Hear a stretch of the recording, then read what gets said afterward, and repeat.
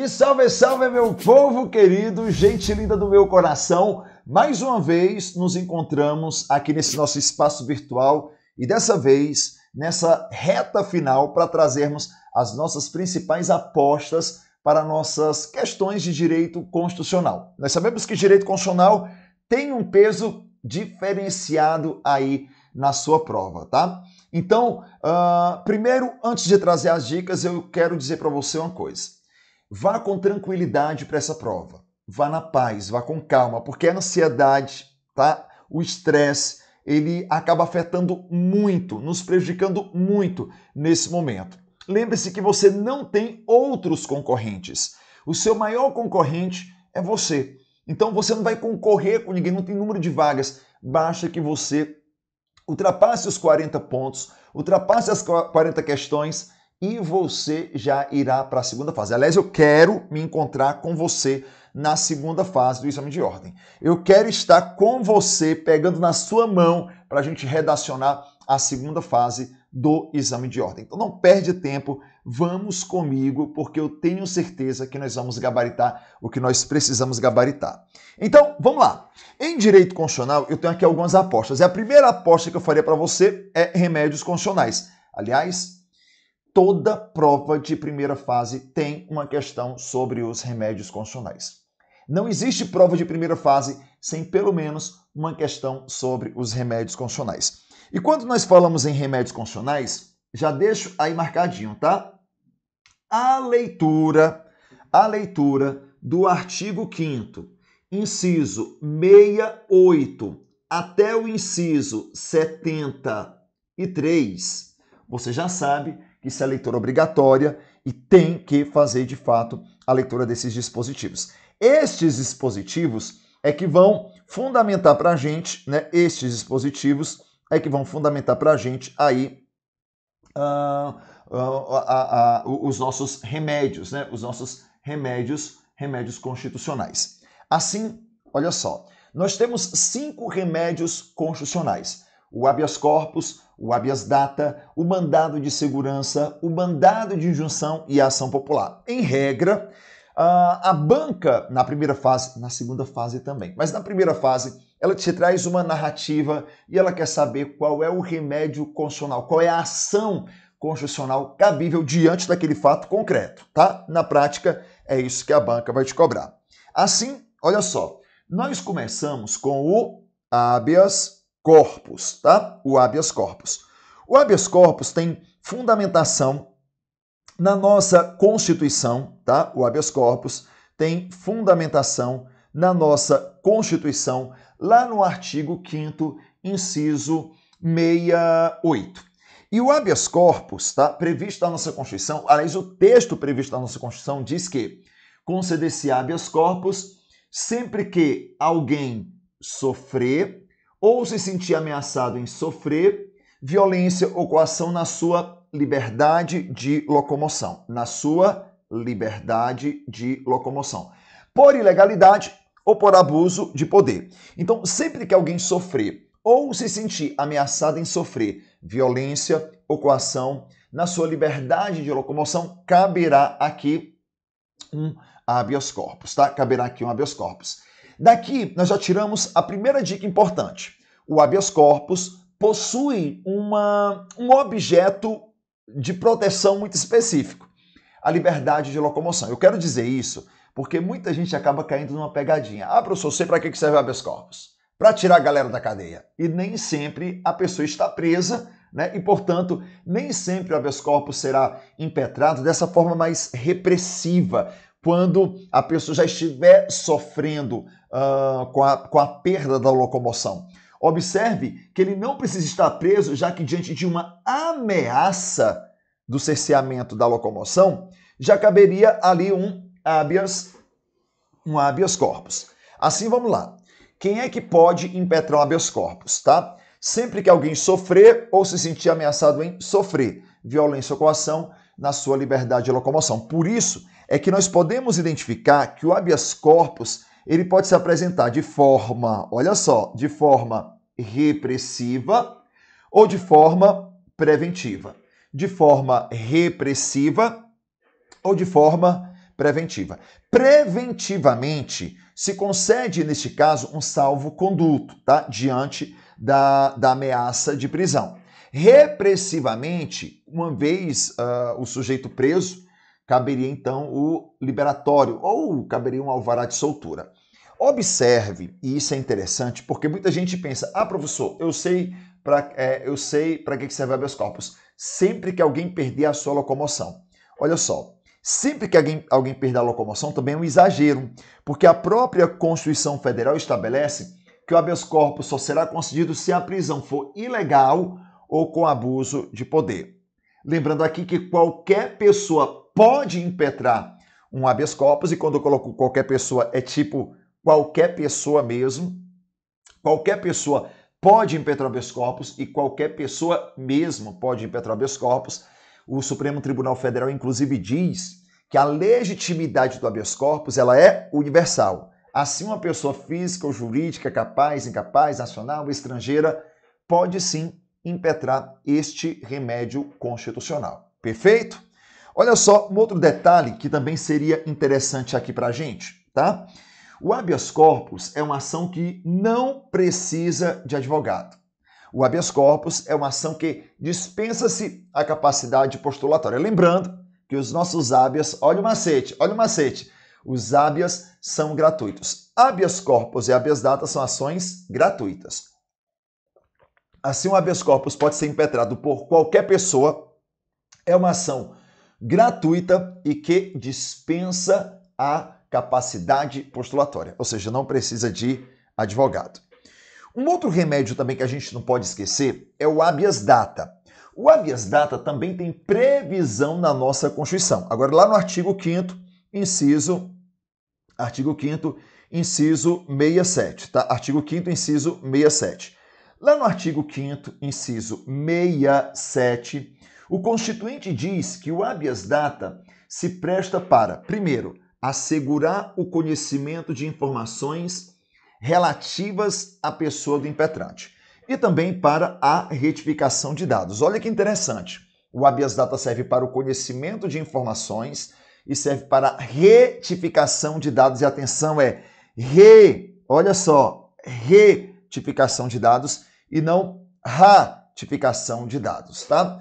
E eu digo isso porque, por vezes, o aluno faz a confusão. Se eu quero retificar dados, é porque eu quero corrigir aquelas informações. Se eu quero ratificar dados, é diferente. Na ratificação de dados, o que nós queremos, então, é a confirmação.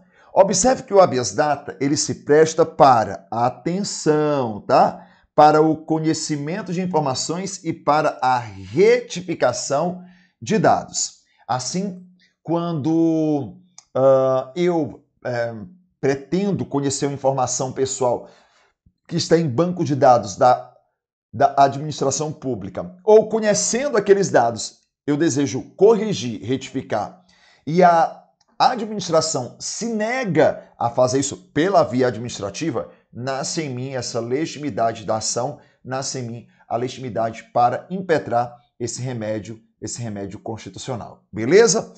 Lembrando que o habeas data é uma ação personalíssima, é uma ação gratuita, mas atenção, tá? Nesse caso, eu preciso de advogado. Olha só até agora, tá? Olha só até agora.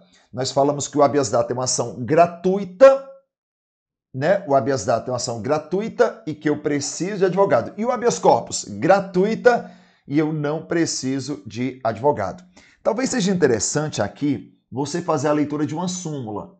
A súmula número 2, tá?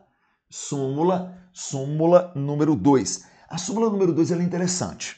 A súmula número 2 de quem, Cris? Do STJ. Do STJ, tá? A súmula número 2 do STJ. A súmula número 2 do STJ, diz que não cabe a impetração de habeas data se não houver a recusa da informação por parte da administração pública. Assim, para que seja garantido esse remédio constitucional, para que esse remédio constitucional possa ser garantido, é importante é necessário que a gente se atente a um detalhe, tá? Eu primeiro percorro a via administrativa, em sendo frustrado na via administrativa, aí sim caberá esse remédio constitucional. Um outro remédio também é o mandado de segurança. O mandado de segurança é um outro remédio constitucional importantíssimo e que cai, mas cai com muita frequência, tá? Cai com muita frequência. Observe que, de acordo com a nossa Constituição, e dessa vez lá no artigo 5º, inciso 69, lembrando que eu tenho dois incisos que tratam sobre o mandado de segurança, o 69 e o 70. O 69 vai tratar do mandado de segurança, mas muito mais numa perspectiva de mandado de segurança individual. E o inciso 70 do artigo 5º vai trazer quem é que pode impetrar o mandado de segurança coletivo. Assim, olha só, de acordo com a Constituição Federal, conceder-se-á o mandado de segurança para proteger direito líquido e certo. Mas um direito líquido e certo não amparado por habeas corpus ou habeas data quando o responsável pela ilegalidade ou pelo abuso de poder for a autoridade pública, ou então for um agente de pessoa jurídica, tá? Nas atribuições de poder público. Ora, o mandado de segurança, então, ele vai proteger direito líquido e certo. Mas, professor, vem cá. O que é um direito líquido e certo? É aquele de comprovação de plano. É aquele em que a prova ela é pré-constituída. É aquele em que o direito é líquido, nítido, visível. É como água. Olha só, água, visível, nítido, transparente. Você consegue, logo de plano, enxergar, tá? E ela é certo por causa das provas, né? Mas observe que o mandado de segurança possui essa característica da residualidade. O mandado de segurança é uma ação residual. O que é isso, Cris? Uma ação residual. O mandado de segurança é uma ação residual no sentido de que, para que eu possa impetrá-lo, né, eu tenho que perceber que eu não consegui resolver o meu problema com os outros remédios. Tanto é assim que ele só será concedido, né? O mandado de segurança só é possível quando eu não conseguir resolver o meu problema com outros remédios constitucionais, tá? Tanto é assim que a Constituição diz assim, ó, conceder-se-á, olha só, conceder-se-á o habeas data, conceder-se-á o mandado de segurança, conceder-se-á o mandado de segurança para proteger um direito líquido e certo, mas atenção, olha só, um direito líquido e certo não amparado por habeas corpus, não amparado por habeas data. Aí sim é que será possível a impetração desse remédio. Por isso, característica do mandado de segurança é a sua residualidade, tá? É a sua residualidade, tá bem? Lembre-se que esse detalhe ele é importantíssimo para a sua prova. O mandado de segurança, tá? O mandado de segurança também tem um outro viés que deve ser lembrado. O mandado de segurança, como eu falei para você, pode ser impetrado de forma individual ou de forma coletiva. E quando eu falo mandado de segurança individual, não é porque é para defender uma pessoa. O mandado de segurança coletivo não é para defender muitas pessoas. O mandado de segurança individual e o mandado de segurança coletivo se diferenciam não pelo quantitativo de pessoas, mas pelo que o mandado de segurança protege, se um direito individual ou se um direito coletivo. Perfeito? Pegou aqui direitinho, né? Agora, um detalhe que é interessante é que quando nós falamos nesse remédio constitucional, tá? O mandado de segurança coletivo possui legitimados específicos, tá? O mandado de segurança possui legitimados específicos. E CRIs, quem são esses legitimados? De acordo com a nossa Constituição Federal, tá? De acordo com a Constituição Federal, o artigo 5º, inciso 70, o mandado de segurança coletivo pode ser impetrado por partido político com representação no Congresso Nacional. Olha só, partido político com representação no Congresso Nacional, por uma organização sindical, uma entidade de classe e uma associação legalmente constituída e em funcionamento há pelo menos 1 ano. Olha de novo. Quem é que pode impetrar o mandado de segurança coletivo? Partido político com representação no Congresso Nacional, organização sindical, entidade de classe e associação legalmente constituída e em funcionamento há pelo menos 1 ano. Este rol, ele é taxativo, tá? Vou de novo. Esse rol é um rol taxativo. E, portanto, somente estes legitimados podem impetrar o mandado de segurança coletiva. Aliás, esse tema cai demais, tá? Lembra comigo, quem é que pode impetrar mandado de segurança coletivo? Partido político com representação no Congresso Nacional, organização sindical, entidade de classe e associação legalmente constituída e em funcionamento há pelo menos 1 ano, tá? Há pelo menos 1 ano. Perfeito? Maravilha, né? Então, queridos, o partido político com representação no Congresso Nacional, a organização sindical, a entidade de classe e a associação. Só que no caso da associação, uma associação que esteja em funcionamento há pelo menos 1 ano. Beleza? Além do mandado de segurança, eu tenho o mandado de injunção.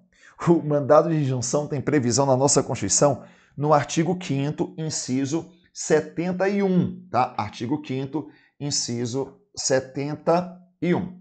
E esse remédio, ele tenta combater uma doença, vamos chamar de síndrome da ineficiência ou síndrome da inefetividade das normas constitucionais. Síndrome da inefetividade das normas constitucionais, tá? Síndrome da inefetividade das normas constitucionais. Cris, vem cá. Se este remédio constitucional, tá? Se esse remédio constitucional protege, né, da síndrome da inefetividade das normas constitucional, né? Síndrome da inefetividade das normas constitucionais. Cris, o que significa isso? O mandado de injunção vai proteger, né? Vai proteger aquele direito constitucional que está previsto na nossa Constituição, mas que não foi regulamentado. Olha só, ele protege, né? Ele vai proteger aquele direito que não foi regulamentado. Aquele direito que não foi regulamentado. Eu tenho a previsão do direito na Constituição, mas ele não foi regulamentado. Então tem assim que, de acordo com a nossa Constituição, conceder-se-á o mandado de injunção sempre que a falta de norma regulamentadora tornar inviável o exercício de direitos e de liberdades constitucionais ligados às prerrogativas da nacionalidade, da soberania e da cidadania. É um remédio gratuito e que eu preciso de advogado, tá?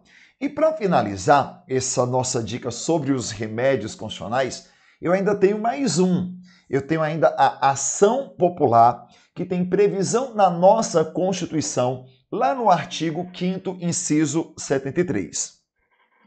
De acordo com a nossa Constituição Federal, tá? De acordo com a nossa Constituição Federal, lá no artigo 5º, inciso 73, tá? Artigo 5º, inciso 73, qualquer cidadão é parte legítima para propor uma ação popular. Qualquer cidadão é parte legítima para propor uma ação popular. Então, de novo, qualquer cidadão é parte legítima para propor uma ação popular. Ação popular que visa anular ato lesivo, né? Ato lesivo ao meio ambiente, ao patrimônio público, à moralidade administrativa, meio ambiente, né? E ao patrimônio histórico e cultural. Observe que o mandado, que esta ação popular, ela possui um objeto muito específico. A ação popular vai proteger o meio ambiente, aliás, possui objetos específicos, né? Porque a ação popular vai proteger o patrimônio público, o patrimônio histórico e cultural, a moralidade administrativa e o meio ambiente. Fique atento que não é qualquer pessoa que pode impetrar o mandado de segurança, a ação popular. Estou com o mandado de segurança na cabeça, né? Não é qualquer pessoa que pode impetrar uma ação popular, mas somente o cidadão. Somente o cidadão é que pode impetrar somente o cidadão é que pode impetrar esse remédio constitucional. E quando eu colocar aqui cidadão, eu quero que você entenda que, para efeitos da nossa prova, a cidadania aqui é o seu vínculo com os direitos políticos. O cidadão em gozo dos seus direitos políticos. Tanto é assim que a lei que trata sobre o mandado de segurança, sobre esta ação, sobre a ação popular, que é a Lei 4717 de 65, a Lei 4717 de 65, lá no artigo 1º, parágrafo 3º, vai dizer assim para a gente, que a comprovação da cidadania para a propositura dessa ação, ela é comprovada com o título de eleitor ou outro documento equiparado. Assim, para se propor uma ação popular, o sujeito tem que estar em gozo dos direitos políticos. Eu quero que você lembre-se de um detalhe. Os habeas são gratuitos, os mandados são pagos. Os habeas são gratuitos, os mandados são pagos. Habeas corpus e habeas data são ações gratuitas. Mandado de segurança e mandado de junção são ações pagas. E Cris, a ação popular, tá? A ação popular, ela é paga ou ela é gratuita? A ação popular, ela é uma ação gratuita, tá? Fica o autor, salvo comprovada má-fé, isento de custas judiciais e de ônus de sucumbência. Assim, de acordo com a nossa Constituição, a ação popular é uma ação gratuita, salvo comprovada má-fé do autor da ação. Perfeito? Então, sobre os remédios, fica ligado, porque é uma questão da sua prova. Uma outra aposta que eu também faria para a sua prova diz respeito aos... Vou nem respirar, porque o nosso tempo é curto, tá? Direitos políticos. Olha, direitos políticos é um outro tema que eu particularmente acho, tá? É um outro direito que eu particularmente acho que seria interessante aí para a nossa prova, tá? Uma outra boa aposta seria relativa aos nossos direitos políticos, tá? Aos nossos direitos políticos. Cris, o que é interessante sobre os direitos políticos, tá? O que é interessante sobre os direitos políticos? Quando nós falamos em direitos políticos, eu quero que você entenda que eu tenho 3 artigos da Constituição que eu sugiro leitura, tá bem? Então, você não pode ir para a sua prova sem fazer a leitura do artigo 14 até o 16. 14, 15 e 16. Esses 3 artigos, tá? Esses 3 artigos são artigos que nós vamos considerar como artigos relevantes, artigos importantes aí para a nossa prova, tá? 14, 15 e 16. 14, 15 e 16. Mas um tema que eu considero, de fato, importantíssimo para a nossa prova é o artigo 14, parágrafo 3º, que vai tratar sobre as condições de elegibilidade. Nossa Senhora, isso aqui cai demais, tá? O artigo 14, parágrafo 3º, vai tratar sobre as condições, tá? Sobre as condições de elegibilidade. Condições de elegibilidade. Beleza? Sobre as condições de elegibilidade. E no Brasil, para uma pessoa se eleger, tá? No Brasil, para uma pessoa se eleger, ela precisa preencher alguns requisitos, ela precisa preencher algumas condições. Que condições são essas? Primeiro, tem que ter nacionalidade brasileira. Tem que ter nacionalidade brasileira. Tem que estar em pleno exercício dos direitos políticos. Pleno exercício dos direitos políticos, tá? Então vamos aqui, ó. Ter nacionalidade brasileira. Primeiro, no Brasil, os estrangeiros não podem se eleger. Porque no Brasil, para uma pessoa se eleger, ela tem que ser brasileira. Pode ser brasileira nata ou pode ser brasileira naturalizada, mas tem que ser brasileira, tá? Tem que ser brasileira, nata ou naturalizada, tá? Isso é importante para que a gente se atente a uma situação. Os estrangeiros não podem se eleger. E geralmente quando eu trago isso, o aluno, mas professor, e se ele se naturalizar? Se ele se naturalizar, ele não é mais estrangeiro, ele é brasileiro naturalizado. É óbvio que nós temos que saber que alguns cargos só podem ser ocupados por brasileiros natos, como é o caso, por exemplo, do presidente da República, né, do vice-presidente da República, presidente da Câmara, presidente do Senado, beleza? Que são cargos que só podem ser ocupados por brasileiros natos. Eu tenho ainda o pleno exercício dos direitos políticos e o alistamento eleitoral. E eu quero fixar nesses dois aqui, tá? Pleno exercício dos direitos políticos e alistamento eleitoral. Vamos aqui comigo, tá? O pleno exercício dos direitos políticos e o alistamento eleitoral, pleno exercício dos direitos políticos e o alistamento eleitoral. O pleno exercício dos direitos políticos significa que ele está em gozo dos direitos políticos. O alistamento eleitoral significa que ele está alistado, cadastrado, ou seja, tem título de eleitor. O que é interessante aqui é porque uma coisa não pode ser confundida com a outra, tá? Porque, perceba, eu posso ser alistado e, portanto, ter o meu título de eleitor, mas isso não significa que eu estou em gozo dos meus direitos políticos. Percebeu isso? Porque, perceba, eu posso, por exemplo, estar em pleno exercício dos meus direitos políticos e ter alistamento, mas não necessariamente eu posso estar com as duas situações. Vou trazer um exemplo. Imagine, hipoteticamente falando, que eu, cristiano, cidadão, em gozo dos meus direitos políticos, cometi um crime. Tá? Cometi um crime, fui penalizado, uma pena de reclusão de 10 anos. Observe que enquanto eu estiver preso, eu continuo alistado, porque eu não perco meu título de eleitor. Mas enquanto durar minha pena, os meus direitos políticos estarão suspensos.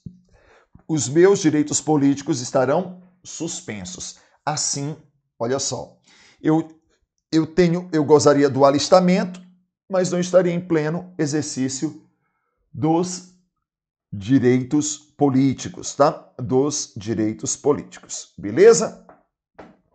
Detalhe, domicílio eleitoral é outro ponto importante. Domicílio eleitoral é outro ponto relevante, tá? Vamos entender isso? Domicílio eleitoral na circunscrição. Domicílio eleitoral na circunscrição. Quando eu falo do domicílio eleitoral, tá? Quando eu falo do domicílio eleitoral, eu quero que você se atente a uma coisa. Não confunda domicílio eleitoral com domicílio civil. O domicílio civil é onde você mora, o domicílio eleitoral é onde você vota. Você não vota na sua casa, então o domicílio não é o mesmo, tá? Assim, olha só, eu só posso me eleger onde está o meu domicílio eleitoral, ou seja, onde eu voto, tá? Assim, se eu voto no município de Anápolis, eu não posso me candidatar, por exemplo, a prefeito de Fortaleza, no Ceará. São municípios diferentes, são circunscrições diferentes, tá? O domicílio eleitoral naquela circunscrição é um requisito, é uma condição para eu me eleger naquela condição, naquela circunscrição. Eu tenho mais uma, que é a filiação partidária. E lembre-se, tá? E lembre-se que aqui também é um ponto importante, tá? Aqui também é um ponto relevante. E vou lhe dizer por quê. Quando eu falo na filiação partidária, né? Quando eu falo na filiação partidária, você tem que ser filiado a um partido político, tá? Você tem que ser filiado a um partido político. E quando eu falo aqui filiação partidária, filiado em um partido político, eu quero que você se atente a uma situação, a um ponto muito bem específico, tá? Você tem que ser filiado a um partido, seja ele qual for, é uma condição de elegibilidade. Seja no PT, no PSDB, PMDB, PL, PCC. PCC eu acho que não é partido político não, né? Seja qual for o partido, tá? PQP também acho que não é partido não. Se bem que alguns, para mim, tem alguns aí que são uns PQP mesmo, né? Mas, ó, filiação partidária. E tem que ter, e esse daqui, eu vou até pintar com outra cor, idade mínima, tá? Isso daqui despenca. Idade mínima de, né? Idade mínima de. Aqui é interessante, tá, turma? Aqui é interessante a idade mínima de, porque a depender do cargo que se pleiteia alcançar, né? O que se pleiteia ser eleito, é necessário, é importante, tá? É importante que o candidato tenha uma idade mínima, tá?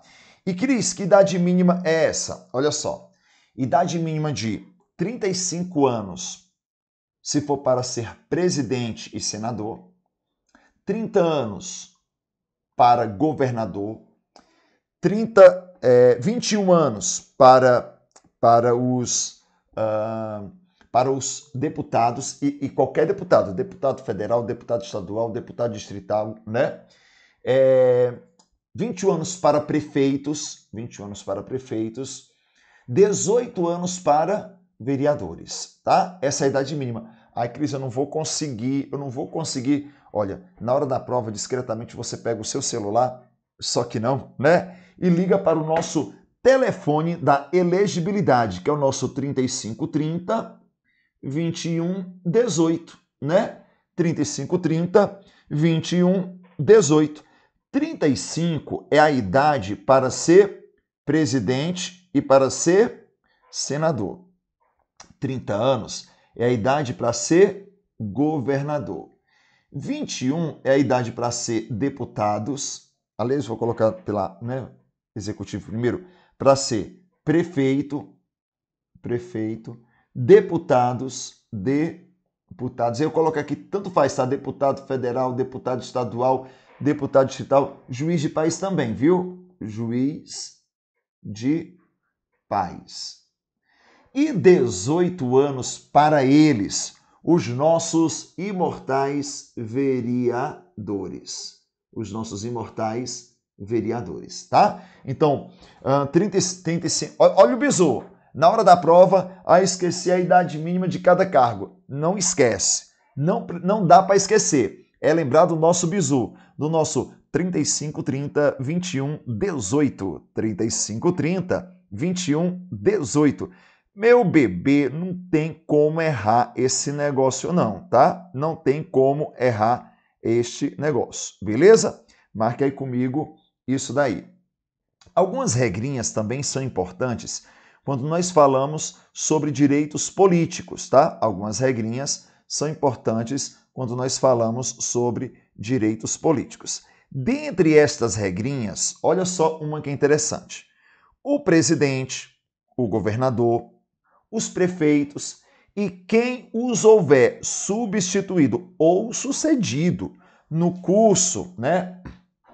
No curso dos mandatos, poderão se reeleger para um único período subsequente. Observe que aqui nós estamos falando de uma situação importantíssima também, tá?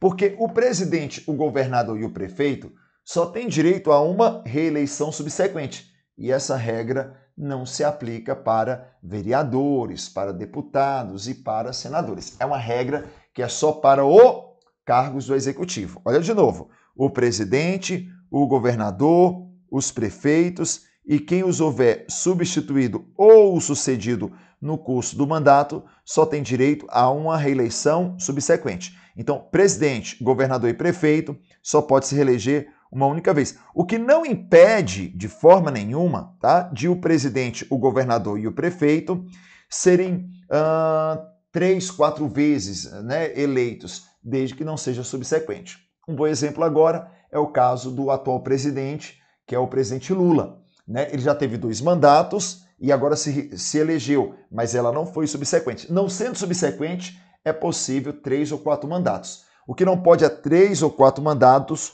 subsequentes. Isso não pode, tá? Isso aí não poderia acontecer. Perfeito? Uma outra regrinha é que para concorrer a um outro cargo, o presidente, o governador e os prefeitos, olha só, para concorrerem a outros cargos, o presidente, o governador e os prefeitos precisam renunciar ao seu respectivo mandato até 6 meses antes do pleito. Até 6 meses antes do pleito. Beleza? Então, se o presidente, o governador e o prefeito quiser concorrer a um outro cargo, ele precisa renunciar o seu respectivo mandato até 6 meses antes do pleito. Perfeito? Amores, direitos políticos seria também uma aposta. Mas uma outra excelente aposta é sobre o Poder Legislativo. Olha, tem um tema que cai com muita frequência no Poder Legislativo, que são as nossas comissões parlamentares de inquérito. CPI. CPI está na moda. CPI está na moda. Ó, nós estamos, nesse momento, passando pela CPMI, né, que é uma CPI mista. A CPMI dos atos antidemocráticos do dia 8 de janeiro, que aconteceram aqui em Brasília. Isso foi muito sério, tá, turma? Mas desde aquela cobrança da CPI da Covid, esse tema é muito lembrado na primeira e na segunda fase do exame de ordem. Assim, olha só o que nós temos, tá?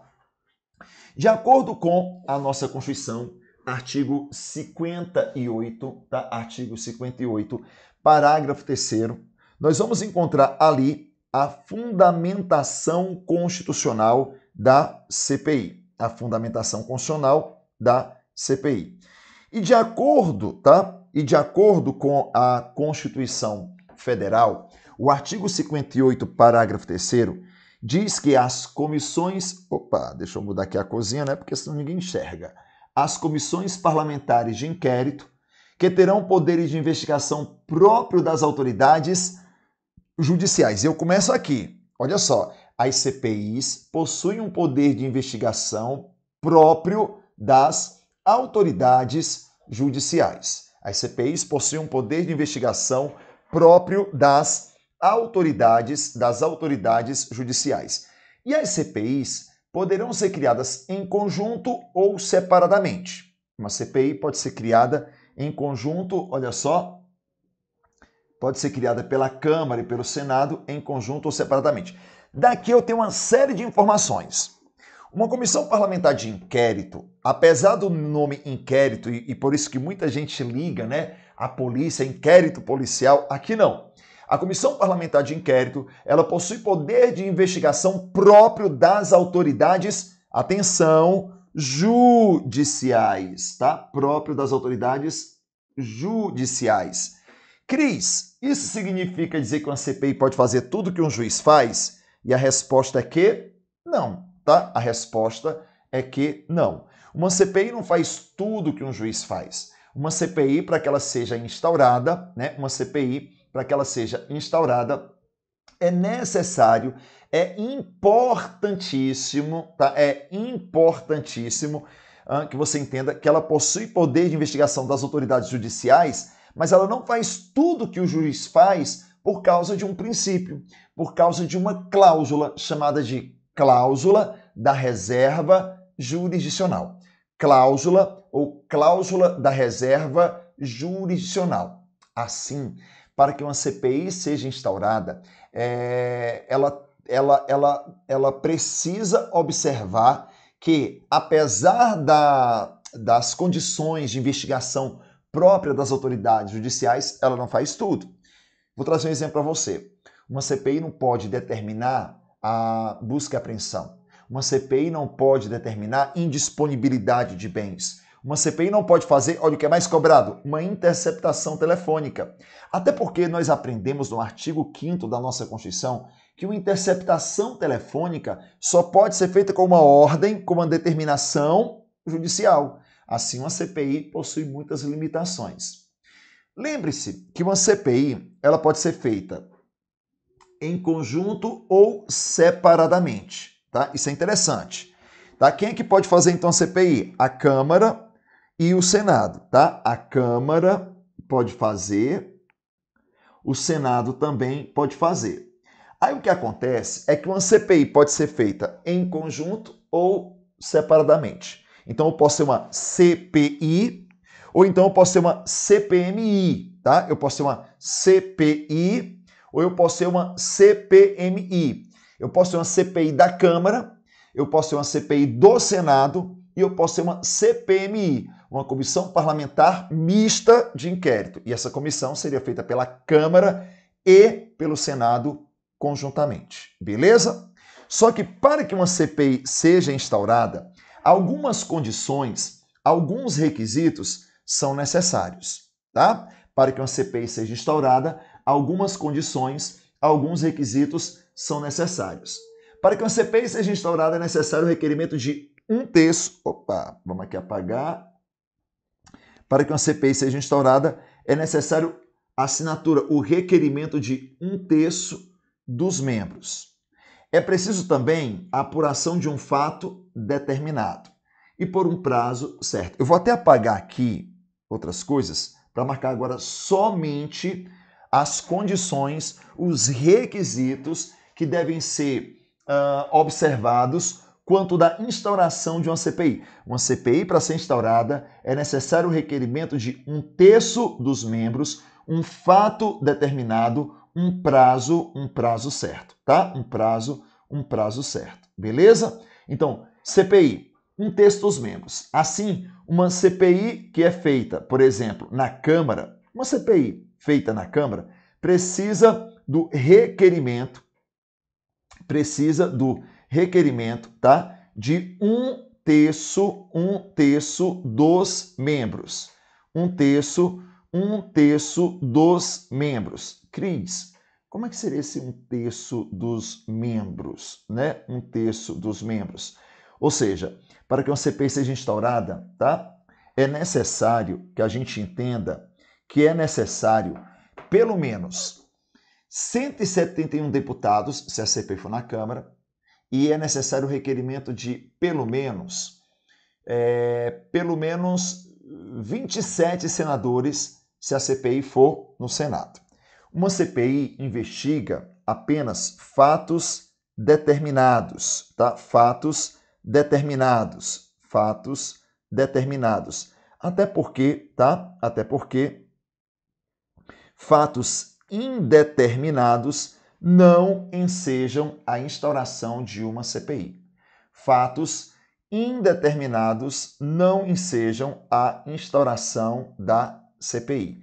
E o prazo é certo, até porque estamos falando de uma comissão parlamentar temporária, né? Uma CPI é uma comissão temporária. Uma CPI é uma comissão temporária e, portanto, nesse caso, tá? Para que uma CPI seja instaurada, tem que ter um prazo certo para ela acabar. Embora ela possa ser prorrogada pelo menos, né, quantas vezes forem necessárias, só não pode ultrapassar uma legislatura. A CPI faz sua investigação e, ao concluir a sua investigação, ela monta um relatório final. Esse relatório é chamado de conclusões, tá? Conclusões. As conclusões, se for o caso, serão encaminhadas para o Ministério Público, né? Para o Ministério Público, e o Ministério Público é que vai mover a ação civil e criminal, civil ou criminal contra os infratores, tá? Então perceba que uma comissão parlamentar de inquérito, que uma CPI, ela possui poderes de investigação própria das autoridades judiciais, mas, por exemplo, CPI não julga, CPI não aplica penalidade. Ora, se ela não julga, ela não aplica penalidade, tá? O que ela faz? Faz uma investigação, monta suas conclusões e encaminha para o Ministério Público. Aí sim, o Ministério Público é que vai mover a ação civil ou criminal contra os infratores. Olha, eu tenho uma aposta que é certeira também para a sua prova. Crimes de responsabilidade. Eu, particularmente, acho que o tema crimes de responsabilidade, em se tratando de poder executivo, olha a minha aposta, tá? Eu acho que é uma boa ação, uma boa pedida aí na sua prova, tá? E vamos entender isso. Cris, o que é um crime de responsabilidade? Um crime de responsabilidade é um ato praticado pelo presidente da República que atenta contra a Constituição, tá? Então, o crime de responsabilidade é o ato praticado pelo presidente da República que atenta contra a Constituição. Agora, é importante que a gente entenda uma coisa, tá? Crime de responsabilidade é tipo qualquer coisa menos um crime no sentido penal, tá? Tanto que o presidente não é preso num crime de responsabilidade. Mas olha só o que nós temos aqui. São crimes de responsabilidade os atos praticados pelo presidente da República que atentam contra a Constituição, mas especialmente contra, tá? Mas especialmente contra. Então, observe que nós temos um rol aqui, e esse rol é composto por 7 crimes. Nós temos, então, 7 crimes, 7 atos, 7 crimes de responsabilidade. 7 atos, 7 crimes de responsabilidade, tá?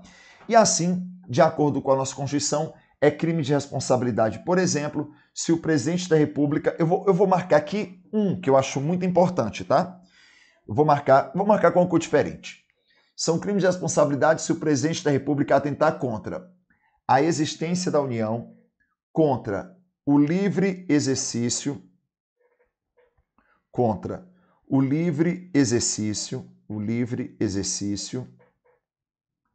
do Poder Legislativo, do Poder Judiciário, do Ministério Público e dos poderes constitucionais das unidades da Federação, né, contra o livre exercício do Poder Legislativo, do Poder Judiciário, do Ministério Público e dos poderes constitucionais das unidades da Federação, do livre exercício, né, do exercício dos direitos políticos, individuais e sociais, da segurança interna do país, da probidade administrativa, da lei orçamentária e do cumprimento de leis e de decisões judiciais. Eu quero que você destaque principalmente este daqui, ó, que é o mais cobrado, tá? É crime de responsabilidade se o presidente da República atentar sobre a separação dos poderes, né? Atentar contra o livre exercício do poder legislativo, do poder judiciário, do Ministério Público, né? Dos poderes constitucionais das unidades da Federação. Então, ali nós teríamos, de fato, o que nós chamamos de crime de responsabilidade. Crime de responsabilidade. Beleza? Esses daqui são os crimes de responsabilidade. E, Cris, vamos entender como é que seria, então, esse julgamento. O presidente da República, de acordo com a nossa Constituição, pode cometer 2 tipos de crime, tá? O presidente da República pode cometer 2 tipos de crime. Ou um crime de responsabilidade ou um crime comum. Caso o presidente cometa um crime comum, ele será julgado pelo STF. Caso ele cometa um crime de responsabilidade, ele será julgado pelo Senado Federal. Eu vou de novo, tá? Olha só. O presidente da República pode cometer 2 tipos de crime. Ou um crime de responsabilidade ou um crime comum. Se o presidente comete um crime comum, ele será julgado pelo STF. Se ele comete um crime de responsabilidade, será julgado pelo Senado Federal. Em qualquer caso, quem acusa o presidente da República é a Câmara. A Câmara dos Deputados é que acusa o presidente da República. Claro que também não basta chegar e dizer assim, Cris, basta a Câmara chegar e dizer, tive uma ideia, bora acusar hoje o presidente? Não é assim que a coisa funciona, tá? Não é assim. Não é dessa forma. Então perceba que, caso o presidente cometa um crime, né, comum ou um crime de responsabilidade, a Câmara vai votar. E apenas se 2/3 dos membros da Câmara entenderem pela acusação, tá? Aí sim, 2/3 da Câmara entendendo pela acusação, o presidente seria processado. Então, olha só, o presidente, vamos fazer um desenho aqui, né? Vamos só visualizar. O presidente da República será acusado pela Câmara dos Deputados caso 2/3 dos membros entendam pela acusação. Se ele cometeu um crime de responsabilidade, será julgado pelo Senado. Se ele cometeu um crime comum, será julgado pelo STF. Em qualquer caso, funciona assim. Recebida a denúncia, o presidente ficará suspenso das suas atribuições pelo prazo de, no máximo, 180 dias. Agora, olha só. Se der 180 dias e o processo, o julgamento, não tiver sido concluída, cessa o afastamento do presidente, ele volta às suas atribuições normais e o processo vai prosseguir. E o processo vai continuar. Beleza? E eu quero trazer mais uma dica. Tá? Olha, eu tô quase sem respirar aqui, tá? Vou até beber aqui uma dose de vodka. Gostaria, mas não é água, tá? É água. Você acha que eu vou beber na hora da aula, menino? Oxe, pare com isso. Vamos então para a nossa última dica, tá? Poder Judiciário. Cara, o tema Poder Judiciário também é um tema aí que merece um cuidado. O tema Poder Judiciário também é um tema importante, tá? É um tema interessante aí para nossa provinha, tá? É um tema interessante para a nossa prova. E vou lhe dizer aqui por que eu considero um tema interessante para a nossa prova. Um dos temas mais cobrados, e aí leitura obrigatória para o artigo 95. O artigo 95 é o artigo que vai cair na sua prova de Poder Judiciário. O artigo 95, ele me traz quais são as garantias dos juízes e quais são as vedações dos juízes. Garantias e vedações. Os juízes gozam de 3 garantias. Os juízes gozam de três garantias. São elas, tá? São elas. A vitaliciedade, a inamovibilidade e a irredutibilidade de subsídios, tá? Olha só as garantias. Eu tenho a vitaliciedade, a inamovibilidade e a irredutibilidade de subsídios. Esses daqui são os nossos, né? Esses daqui são as nossas não, né? Gostaria que fosse, mas não. São as garantias dos juízes. A vitaliciedade não se confunde com a estabilidade. O juiz goza de vitaliciedade depois de 2 anos de exercício. É diferente da estabilidade, que se adquire após 3 anos de exercício. Então, os juízes, eles gozam da garantia da vitaliciedade, tá? Da vitaliciedade. Atenção, a vitaliciedade, que no primeiro grau será adquirida após 2 anos de exercício. E uma vez adquirida a vitaliciedade, o juiz só perde por uma sentença judicial transitada em julgado, tá? Por uma sentença judicial transitada em julgado. Perfeito? Além da vitaliciedade, os juízes gozam da inamovibilidade. Assim, o juiz ele não pode ser removido ou retirado daquele juízo sem a sua vontade, sem o seu consentimento, tá? Isso não é absoluto, porque essa garantia é uma garantia de que o juiz ele irá julgar ou deve julgar de forma imparcial, sem medo de represálias. Por isso que ele tem uma garantia de permanência naquela vara, naquele tribunal. Ele não será movido, ele não poderá ser removido, ele não poderá ser retirado daquele juízo, daquele tribunal, sem sua vontade, sem seu consentimento. Claro que isso não é absoluto, tá? Isso não é algo absoluto.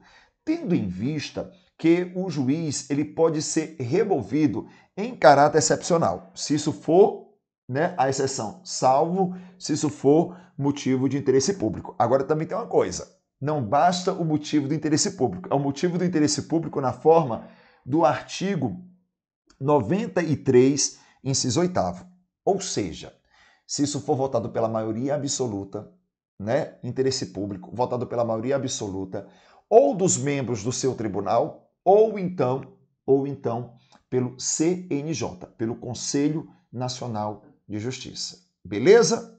Pega essa dica, tá? E eu tenho a garantia da irredutibilidade de subsídios, que também não é uma garantia absoluta, porque nós temos previsões, né? Temos exceções constitucionais. Mas a vitaliciedade, a inamovibilidade e a irredutibilidade de subsídios, com certeza, deve ser lembrado aí na nossa prova, tá? Só que é o seguinte, o artigo 95 não nos traz apenas as garantias, me traz também vedações, proibições para os nossos juízes. Tem proibição para os juízes. Assim, olha só o que nós temos. Aos juízes é vedado. Olha a primeira vedação. É vedado ao juiz exercer, ainda que em disponibilidade, outro cargo ou função, salvo uma de magistério. De tal forma que o juiz ele não pode, atenção, o juiz ele não pode, tá? O juiz ele não pode acumular função pública remunerada. Essa é a regra. É vedado ao juiz exercer, ainda que ele esteja em disponibilidade, outro cargo ou função, salvo se for uma de professor. Então, a exceção é a de professor. Claro que tem outras regras, né? Só pode ser um de professor, mas tem que ter compatibilidade de horário, relação ou correlação com aquela matéria. Mas a regra, juiz não pode acumular cargo público remunerado, a não ser que seja um de professor. É vedado ao juiz receber a qualquer título ou pretexto custas ou participação em processo. Olha outro detalhe interessante. O juiz não pode, atenção, o juiz não pode, tá? Receber, olha só, percentuais no processo que ele atua. O juiz não pode receber, tá? Receber percentuais no processo que ele atua. Imagina só eu, juiz da sua causa, dizendo, olha, eu vou ficar muito feliz, olha só, eu vou ficar muito feliz em garantir a você, né? Em garantir a você, vou ficar muito feliz em garantir a você, né? O seu direito, tá? Isso é quanto isso me fará feliz. Isso não existe, isso não pode não, gente. Isso é feio, isso é pecado, tá? Isso é pecado, tá? Olha aqui mais uma. É vedado ao juiz dedicar-se à atividade político-partidária. Isso daqui é importante, tá? É vedado ao juiz dedicar-se à atividade político-partidária. É vedado ao juiz dedicar-se à atividade político-partidária, tá? Político-partidária. Ponto! Não tem exceção, tá? Não tem exceção. Se o juiz pretende se candidatar a um cargo eletivo, ele precisa fazer o quê? Renunciar, se exonerar do seu cargo de juiz. E é exoneração, tá? Não é licença. É vedado também ao juiz receber a qualquer título ou pretexto auxílios ou contribuições de pessoa física, entidade pública ou privada, ressalvadas os casos previstos em lei. Olha que interessante, o juiz nem pode receber percentuais do processo, nem fora do processo. Imagina só o juiz ganhando de um grande empresário de presente, tá? Uma Ferrarizinha, né? Um Rolex, né? Uma fazendinha de 5 milhões de reais, no valor de 5 milhões. Cara, isso gera pessoalidade, tá? Olha a outra. Exercer a advocacia no tribunal ou juízo do qual se afastou antes de decorridos 3 anos do afastamento por motivo da aposentadoria ou da exoneração. Assim, olha só, tá? Assim, olha só que interessante. Quando nós falamos deste caso especificamente, o juiz está de quarentena. O juiz tem uma quarentena. Ele não pode, o juiz não pode,